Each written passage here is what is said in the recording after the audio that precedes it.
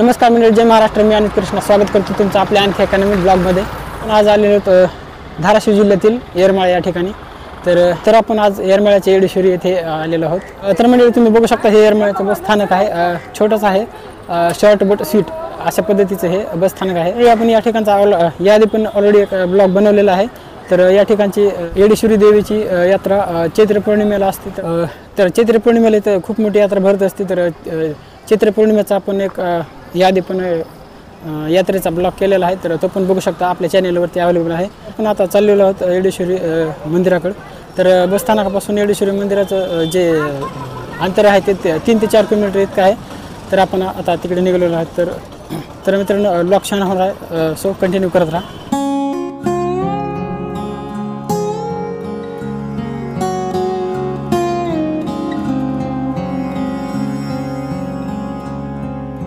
बघू शकता आपण मंदिराच्या जवळ आलेलो आहोत. तर हे आहे मंदिराचं प्रवेशद्वार. पण आपण दर्शन घेण्यासाठी वर जाणार आहोत. तर त्याआधी आपण देवीच्या पूर्ण डोंगराला वेढा घालणार आहोत. पांढऱ्या धाग्याने पूर्ण मंदिराला प्रदक्षिणा घालणार आहोत. पण इथे येऊन पोचलेलो आहोत. तर आपली प्रदक्षिणा स्टार्ट होते.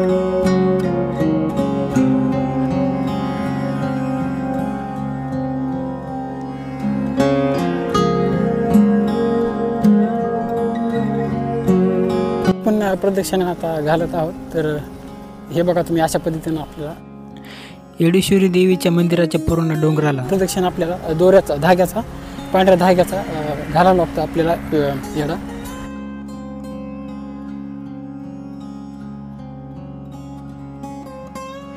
येडेश्वरी देवीच्या पूर्ण डोंगराला वेढा घालणे हे कंपल्सरी नसते, पण लोक आपापल्या श्रद्धेनुसार देवीच्या पूर्ण डोंगराला वेढा घालत असतात. बघू शकता इथे पूर्ण जंगल एरिया आहे आणि हा पूर्ण डोंगराला प्रदक्षिणा घालता वेळेस पूर्ण जंगल एरियातून आपल्याला जावं लागतं. तर हा पूर्ण प्रदक्षिणा घालण्यासाठी आपल्याला 15 ते 20 मिनटं लागू शकतात. कधी कधी अर्धा ते पाऊण तास पण आपल्याला लागू शकतो. तर पूर्ण डोंगराला वेढा घालून आपण या ठिकाणी येऊन पोहोचतो. पण आता पूर्ण प्रदक्षिणा घालून झालेली आहे. पण आता दर्शन करण्यासाठी वरती डोंगरावरती जाणार आहोत. तर आपण आता निघालो दर्शन घेण्यासाठी. येडेश्वरी देवीची मुख्य यात्रा ही चैत्र पौर्णिमेला भरत असते. महाराष्ट्राची कुलस्वामिनी आई तुळजाभवानीचं दर्शन घेऊन लोक इथे येत असतात. चैत्र पौर्णिमेला इथे पूर्ण महाराष्ट्रातून लोक लाखोच्या संख्येने येत असतात. आजही मार्गशीर्ष महिन्यातील पौर्णिमा असल्यामुळं इथे आपल्याला भरपूर प्रमाणात गर्दी पाहायला मिळत आहे.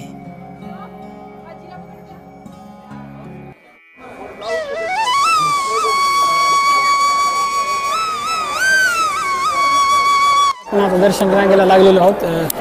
पौर्णिमा असल्यामुळं भरपूर गर्दी आहे, तशी एरवी गर्दी नसते. तर सलग 2 तास रांगेत उभारून शेवटी दर्शन भेटलं.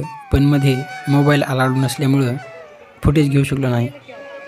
आपलं आता दर्शन करून झालेलं आहे आणि आता आपण बाहेर मागच्या रस्त्यांना आता मी चाललेलो आहे. ही मार्गशीर्ष महिन्यातली पौर्णिमा असल्यामुळे आता सध्या खूप गर्दी आहे, तशी एरवी गर्दी नसते इथं. आणि लास्ट टाईम मी जेव्हा इथे आलतो तेव्हा आपला चैत्र पौर्णिमेला तेव्हा इथे आपल्याला दर्शन मिळालं नव्हतं. तर आणि मुख दर्शन पण मिळालं नव्हतं. स्टार्टिंगचं पायरीचं दर्शन घेऊन आपण गेलो होतो. तर आता आपण दर्शन घेतलेलं आहे. महाराष्ट्रातील सगळ्यात मोठ्या यात्रापैकी ही एक येडेश्वरीची यात्रा आहे. ती चैत्र पौर्णिमेला भरत असते. मित्रांनो, आजचा छोटासा ब्लॉग तुम्हाला कसा वाटला तर नक्कीच कमेंट करून जरूर कळवा. भेटू लवकरच अशाच एका नवीन ब्लॉग. तोपर्यंत काळजी घ्या. धन्यवाद.